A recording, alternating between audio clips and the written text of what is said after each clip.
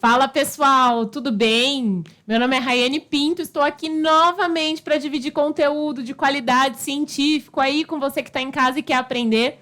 E hoje, galera, eu escolhi um tema que eu acho que o pessoal ainda tem um pouquinho de barreira, um pouco de dificuldade, e eu vou falar sobre 5 passos para você avaliar a tomografia computadorizada de maneira fácil. Beleza? Pega seu café, pega sua água e vem comigo, vamos aprender. Galera, a primeira coisa que nós temos que fazer, no caso, qual seria o primeiro passo para você avaliar a tomografia computadorizada de maneira fácil? Seria conhecer, não é mesmo? Conhecer o que é a tomografia computadorizada. Muito se fala na ortodontia sobre a tomografia computadorizada Cone-Beam. Tenho certeza que muita gente já ouviu falar. E eu vou falar um pouquinho mais sobre a Cone-Beam, na verdade. A Cone-Beam, ela nasceu na Europa em 1998, ou seja, ainda é bastante recente. E foi a partir aí do nascimento da Cone-Beam que nós conseguimos pensar mais sobre a aplicação da tomografia no geral, no ramo da ortodontia e na odontologia em específico. Você deve estar se perguntando, né? Por que, Raiane? Por que antes ainda não se pensava de maneira real aplicar a tomografia computadorizada na ortodontia? Eu digo para vocês porque antigamente nós só tínhamos um tipo de tomografia, que era a tomografia médica, também conhecida como tomografia convencional, também chamada de tomografia multislice. A tomografia multislice, ela é o outro tipo, né? Nós temos a tomografia Cone-Beam, que também é chamada de CBCT, que é a sigla de tomografia computadorizada Cone-Beam. Temos, então, 2 grandes tipos de tomografia. Quais seriam as diferenças de uma tomografia, diferenças básicas de uma tomografia Cone-Beam e uma tomografia multislice?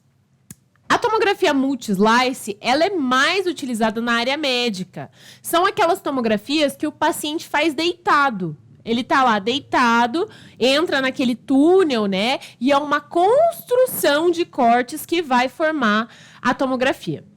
Essa tomografia multislice, ela tem, na verdade, um maior grau de radiação. Então, o paciente é exposto a mais radiação com esse tipo de tomografia. Ao passo que ele é exposto a uma maior taxa de radiação, também é uma tomografia de alto custo para o paciente. É um pouco difícil você chegar para o paciente e falar: olha, paciente, eu preciso diagnosticar uma impacção de canino. E aí pede uma tomografia multislice. Entendeu, pessoal? Então, ela acaba sendo de maior radiação, mais cara, em comparação a uma tomografia Cone-Beam.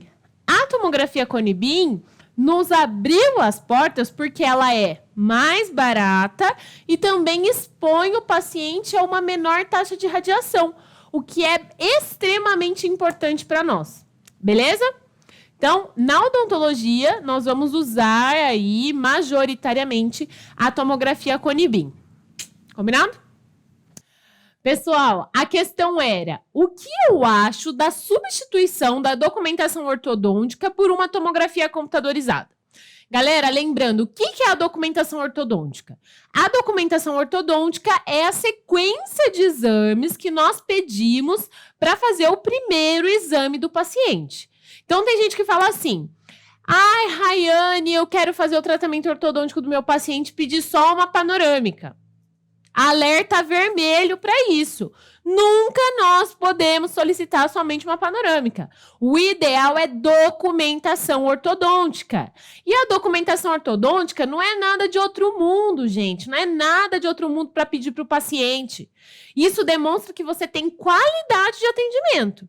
Então, o que é a documentação ortodôntica? Quais os exames que constam na documentação ortodôntica?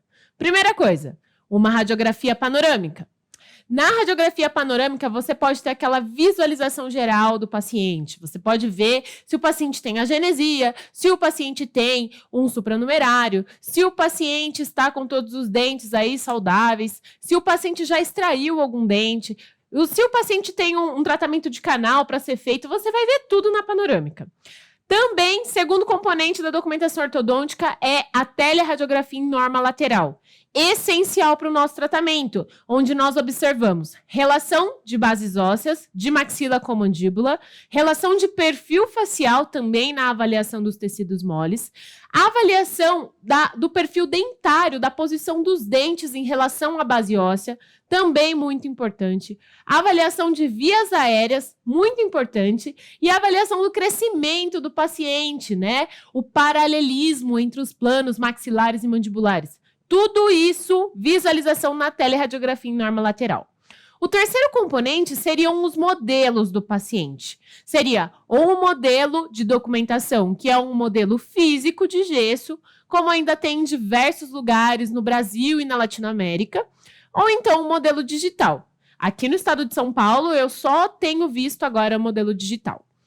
Nessa documentação ortodôntica, também é importante que nós tenhamos toda a cefalometria, que é uma ajudante aí bastante importante no nosso diagnóstico. Temos também, de uma maneira complementar, a avaliação da radiografia periapical dos incisivos superiores e dos incisivos inferiores. Também importante na nossa documentação ortodôntica.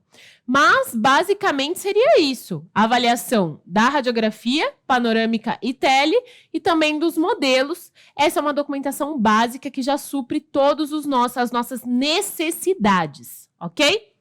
E a pergunta inicial... Por que eu comecei a falar disso tudo, não é mesmo? A pergunta inicial era: Rayane, você acha que é correto nós substituirmos essa documentação ortodôntica, que já está funcionando tão bem, vai tão bem para nós diagnosticarmos o paciente, por uma tomografia computadorizada? Já que nós vemos que a tomografia de cone beam tem tão baixa radiação, a minha resposta para isso galera, não. A tomografia computadorizada, ela tem indicações, ok? Não é correto nós substituirmos a documentação ortodôntica por uma tomografia cone beam, mesmo que ela tenha baixa magnitude de radiação. Não está correto, porque mesmo se a gente comparar a radiação de uma tomografia cone beam com as radiografias 2D, vai dar uma diferença extremamente grande. Então, se é só para documentação ortodôntica, se o paciente não apresenta as características que eu vou falar agora na segunda parte do vídeo, não é para você substituir a documentação ortodôntica, que tem baixa magnitude de radiação, por uma tomografia computadorizada. Combinado? Ou seja, não está correto. Nós falamos aqui que os 5 passos para você avaliar uma tomografia computadorizada de maneira fácil seria o primeiro passo, conhecer. Então, vocês conheceram a tomografia, viram quando foi inventada, viram como é essa tomografia e as comparações de uma tomografia médica para uma tomografia computadorizada de cone beam, ok? Então, o primeiro passo é conhecer. Vamos lá para o segundo passo. Galera, o segundo passo é saber quando indicar. Esse é o segundo passo para você avaliar uma tomografia de maneira fácil. Quais são as indicações? Quando que nós vamos indicar uma tomografia? Eu vou comentar com vocês cada indicação para ficar bem claro e bem assim sequenciado para vocês entenderem quando está permitido nós realizarmos a indicação da tomografia. Então, quais são as indicações que eu vou colocar aqui para vocês? As indicações seriam divididas de A a H. Tudo isso embasado em literatura científica de 2019. Está super atual, modéstia à parte. Sempre antes de fazer os vídeos eu dou aquela estudada básica, não é mesmo? Então, as indicações da tomografia, para você indicar a tomografia de maneira tranquila, sem peso na consciência, tranquilamente, são essas aqui. E a primeira que eu vou falar para vocês são as dilacerações e as reabsorções radiculares. Dilacerações radiculares e reabsorções radiculares, algumas vezes são um pouco difíceis de diagnosticar somente com uma radiografia panorâmica ou com uma radiografia periapical.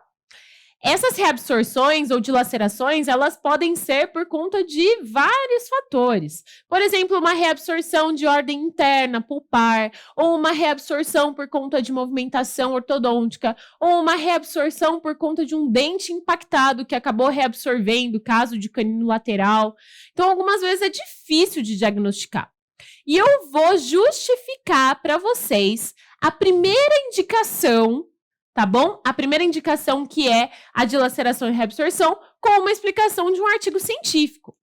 Então, o primeiro artigo científico que eu vou citar para vocês é um caso em que os pesquisadores pegaram um grupo de cientistas para diagnosticar casos de reabsorção e dilaceração. Esses cientistas, eles tentaram, né, fizeram uma avaliação em radiografia periapical e depois esses mesmos cientistas foram avaliar esses mesmos casos, porém utilizando exame de tomografia computadorizada. E 63% dos casos desses profissionais melhoraram o seu diagnóstico somente pela troca aí de exame. Ou seja, a tomografia computadorizada melhora bastante o diagnóstico dos profissionais em caso de dilacerações e reabsorções. Além de que são vistas mais dilacerações em tomografias computadorizadas do que radiografias periapicais. Então, a primeira indicação vai ser as dilacerações e reabsorções. Tem dilaceração? Tem reabsorção? Pode solicitar uma tomografia computadorizada. Beleza? A segunda indicação para solicitar uma tomografia computadorizada seria o caso de impacções, ok? Então, nós temos aí uma impacção de um terceiro molar, que seria uma das impacções mais prevalentes aí entre a população. A segunda impacção mais prevalente é de caninos superiores. E nós sabemos que é extremamente difícil e complicado nós diagnosticarmos a posição do canino.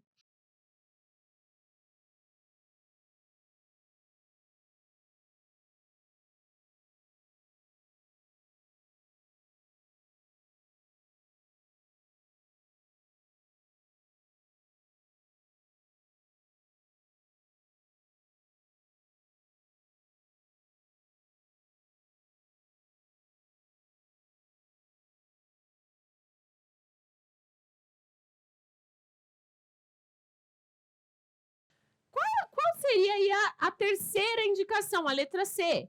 Casos de traumas e fraturas radiculares. Então, principalmente para a criança, quando a criança sofre um trauma num incisivo, é importante nós solicitarmos uma tomografia. Se a criança bateu a boca, caiu feio. Por quê? Porque num outro estudo científico, colocaram alguns profissionais experientes para avaliar os dentinhos das crianças que haviam sofrido trauma, e 40% desses pacientes foram diagnosticados com fraturas nas raízes.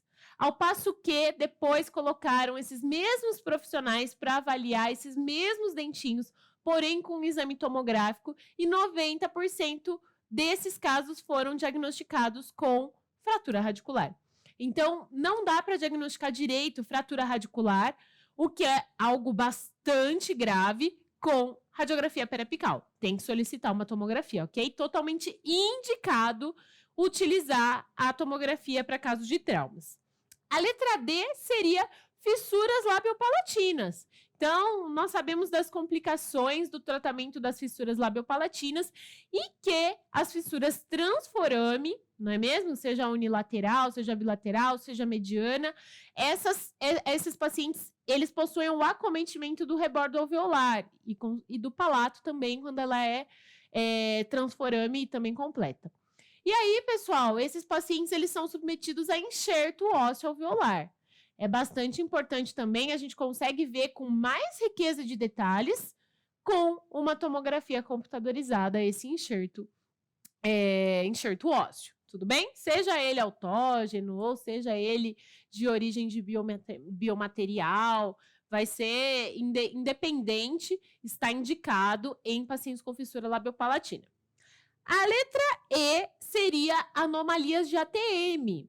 Então, é importante também solicitar a tomografia em caso de anomalias de ATM. Por quê, Rayane? Porque com tomografia, gente, tá tão incrível a avaliação da ATM que nós podemos avaliar a textura, podemos avaliar se existe algum grau de reabsorção, podemos avaliar a comparação de um côndilo de um lado com um côndilo do outro lado através de tecnologia de espelhamento, de segmentação tomográfica.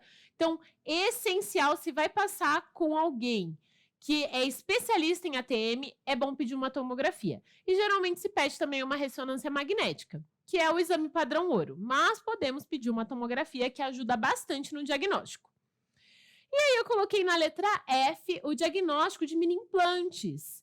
Então, se a área possui uma densidade adequada, se a área possui uma espessura cortical adequada, se está em uma região próxima de raízes ou não, se é adequado ou não, seja no palato, seja em regiões mais críticas, como a crista infrazigomática. Então, é extremamente importante solicitar exame tomográfico para planejamento de áreas críticas de ancoragem esquelética, beleza? Eu, particularmente, nunca faço um MARP, nunca coloco um mini implante no palato sem avaliação tomográfica. E é importante a gente medir o tamanho da cortical, o tamanho desse osso, o tamanho dessa mucosa, para escolher o tamanho do parafuso, tá? Não dá para ficar sem tomografia. Além de que, a apneia obstrutiva do sono e diagnóstico de vias aéreas é outra indicação para tomografia. Então, se o paciente, você desconfia que ele tem uma obstrução, seja em orofaringe, seja em nasofaringe, ou seja, em laringofaringe, tem que pedir tomografia computadorizada. Aí vai ser um especialista da odontologia do sono que vai te ajudar nesse diagnóstico. E por último, mas não menos importante, a última indicação que eu vou passar para vocês é o tratamento ortocirúrgico. Em casos de preparo para a cirurgia ortognática, hoje em dia o planejamento digital com softwares está maravilhoso, ajuda bastante a ter resultados incríveis, e sem contar que nós podemos fazer o planejamento, fazer impressão das guias de cirurgia ortognática. Então, é uma das indicações para solicitar a tomografia, beleza?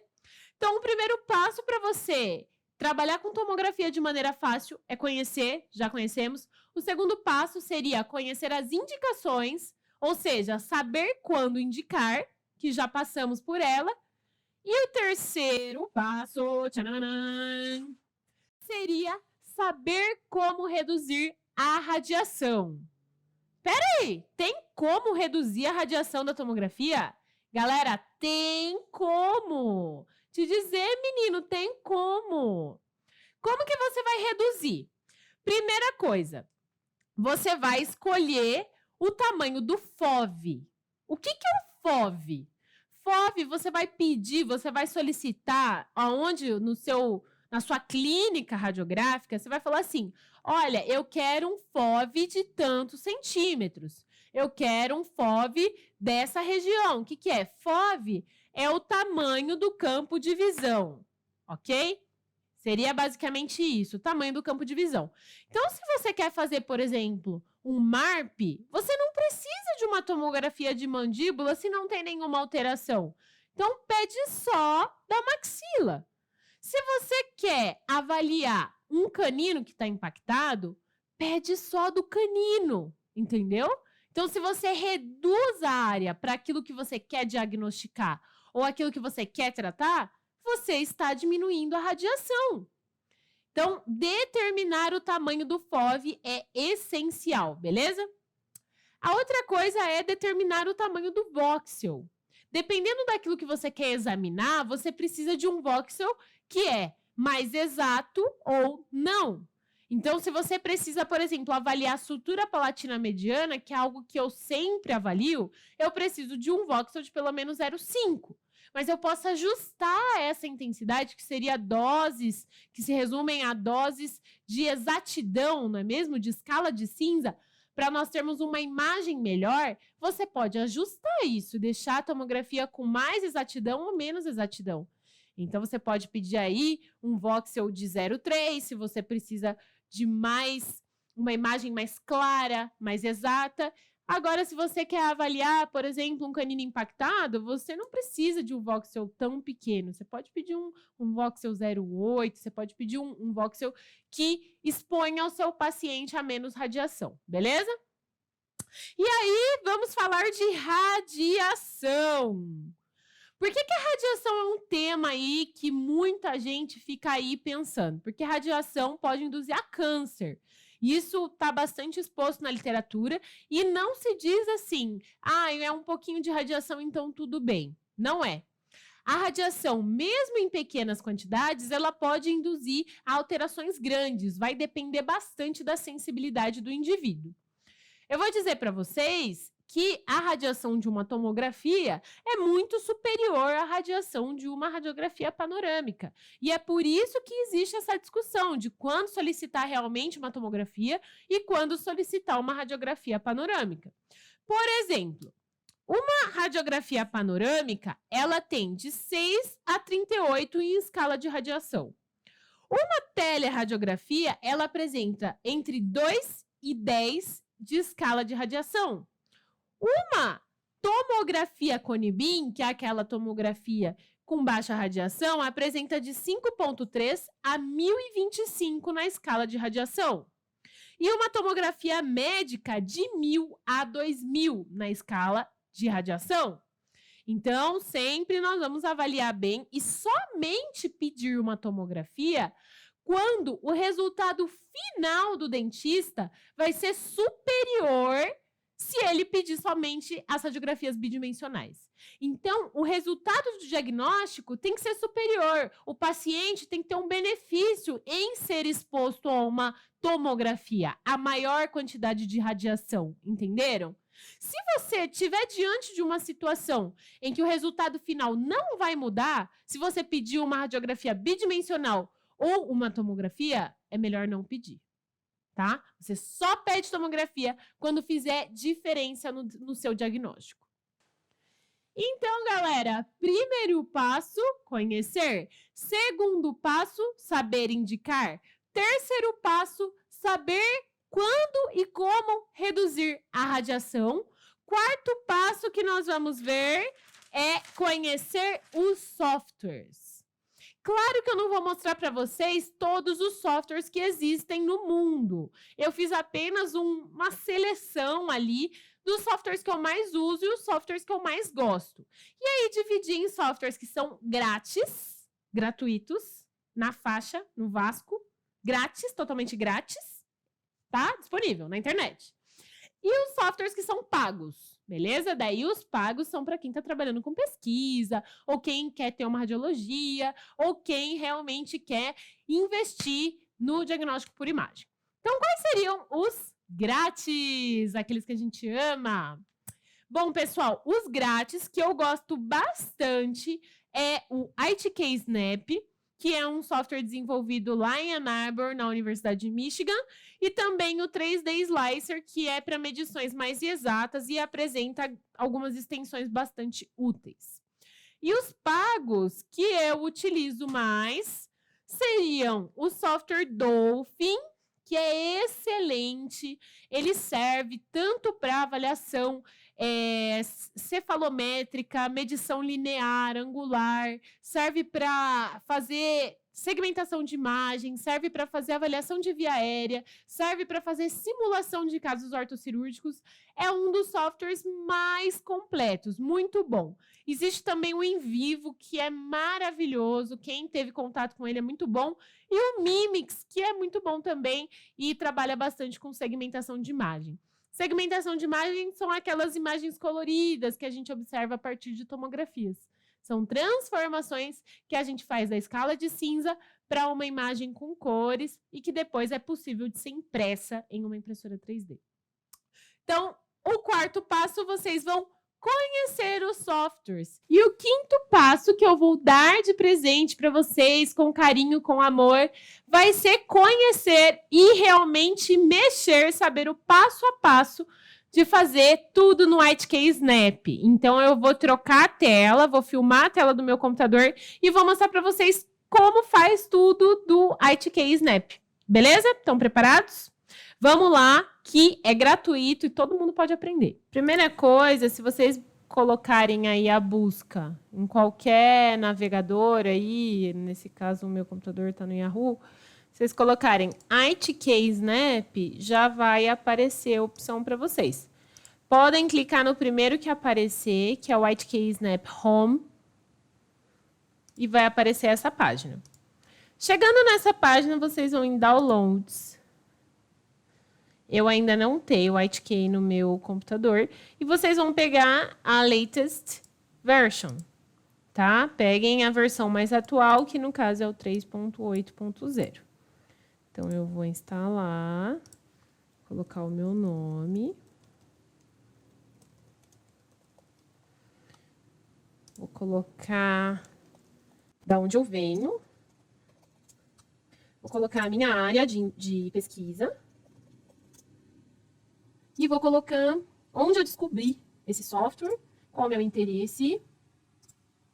Meu site não vou colocar e o meu e-mail. Então, cheguei aqui.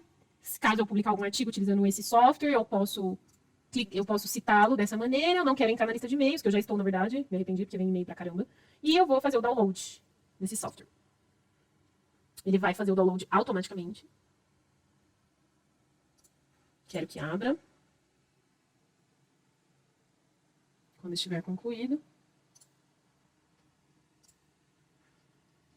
Cadê o meu download? ITK Snap. Então, vou deixar ele fazer as alterações no meu computador. E vou instalar. Eu concordo. Próximo, instalar. E vou instalar. Está extraindo. Esperar uns minutinhos. E tá lá, vamos esperar um pouquinho mais. A internet daqui de casa não está das melhores.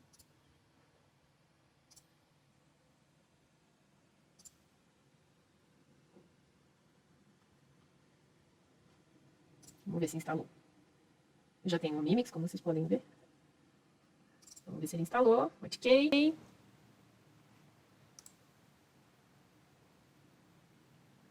Ok. Bom, então eu tenho aqui a interface do ITK. Primeira coisa, eu vou abrir alguma tomografia. Então, eu venho aqui de novo no File, Open Main Image, e vou buscar alguma tomografia. Eu devo ter alguma tomo aqui. Seleciono. Lembrando que todos esses arquivos têm que estar em formato DICOM, DCM. Não, acho que eu não preciso selecionar tudo, ele já vai fazer a leitura.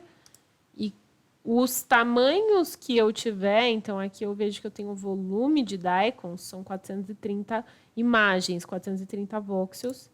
Eu vou selecionar.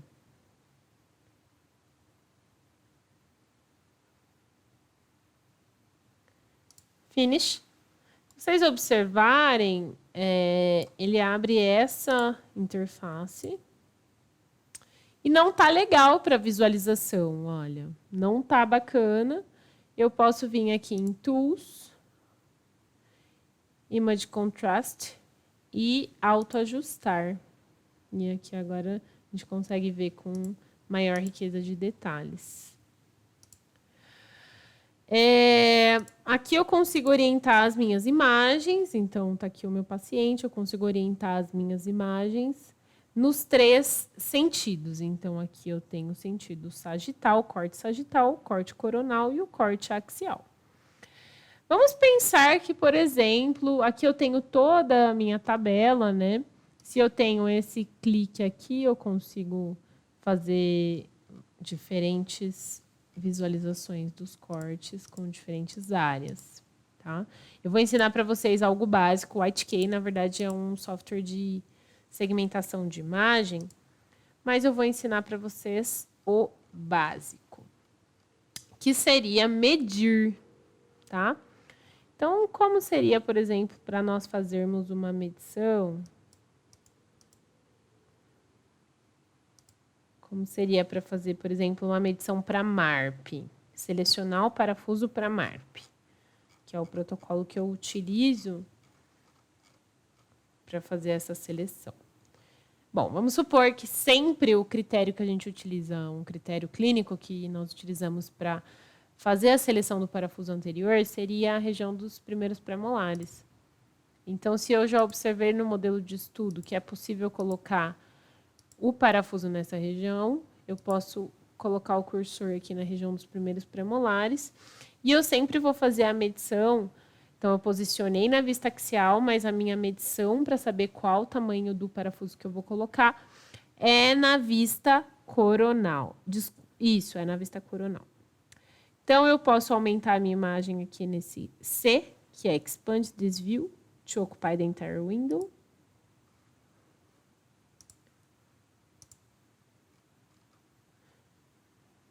Então, bem aqui na região dos pré-molares. Posso aumentar a minha imagem clicando no botão direito do mouse. E aquilo que interessa para mim é a região dos pré-molares. Então, eu venho aqui, bem na região dos pré-molares. E eu posso medir essa cortical. Então, como que eu posso fazer essa medição? Então, eu venho nesse AB, seleciono Line in Ruler Mode. Essa aqui seria a região central, né, dessa sutura palatina mediana. Geralmente, a distância entre os parafusos é de 5,2 milímetros. Então, eu vou colocar aqui, ó, 5,1, que seja.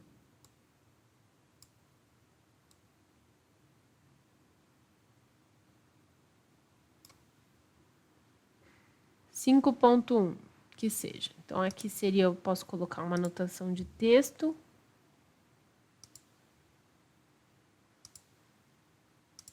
Uma anotação de texto, que aqui seria a distância entre os parafusos.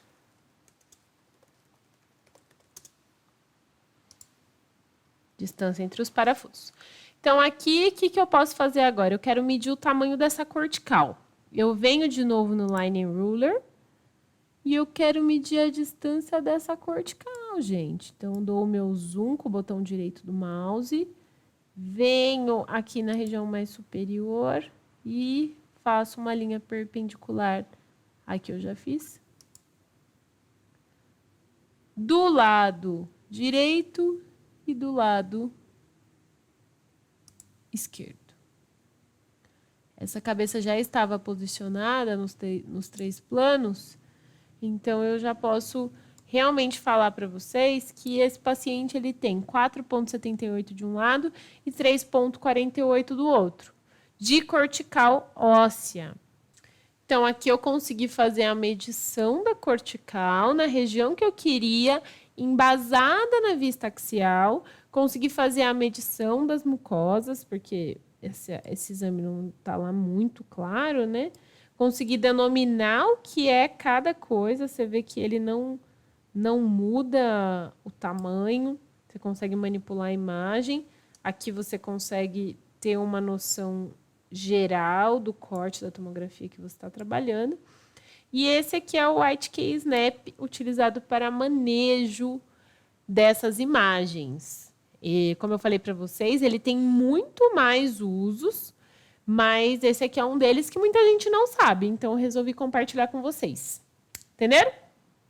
Bom, pessoal, se você gostou desse vídeo, compartilha com os seus colegas, se inscreva aqui no canal para você ser o primeiro a receber os vídeos novos e pode deixar sugestão nos comentários ou nas minhas redes, @doutora.raianepinto, tá bom? Foi um prazer estar aqui com vocês mais um dia. Um beijo, um abraço e até a próxima!